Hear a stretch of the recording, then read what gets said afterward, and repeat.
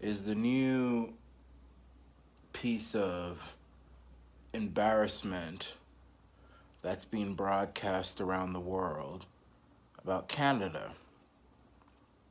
Justin the Tarface Mac Daddy Trudeau has now passed Bill C-63, and he's called it the Online Harms Act.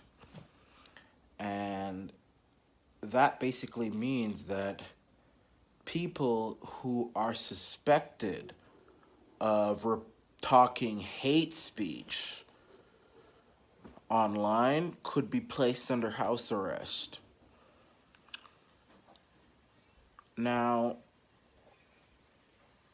my definition of hate speech is very different, probably, from the Tarface Mac Daddy's definition of hate speech. But nevertheless,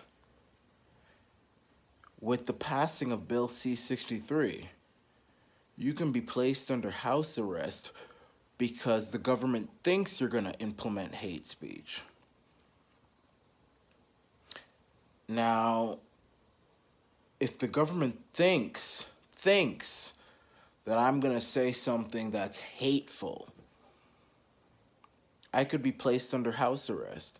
Now, I am not somebody who supports racists or things like that. But I wonder what the government of Canada, run by the tar-faced Mac Daddy globalist puppet, Trudeau, thinks is a hate crime. He probably thinks a hate crime is someone saying that men should not be allowed in women's bathrooms or women's sports. He might even go so far as to say that a hate crime is someone who criticizes him. And if that's the case, then if you criticize him, or if you say that men shouldn't be allowed in women's bathrooms, you can be put on house arrest.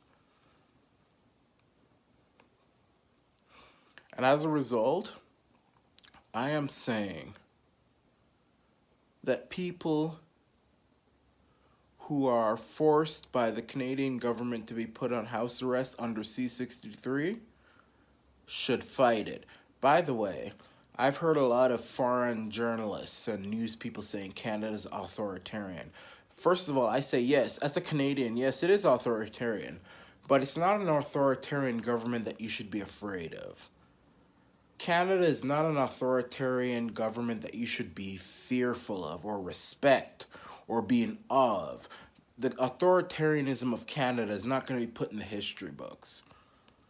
The reason why is because the authoritarianism of Canada is run by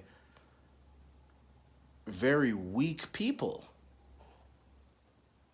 Because of their mindset, it's not serious. Somebody who wants to advocate for men to be in women's bathroom is not serious.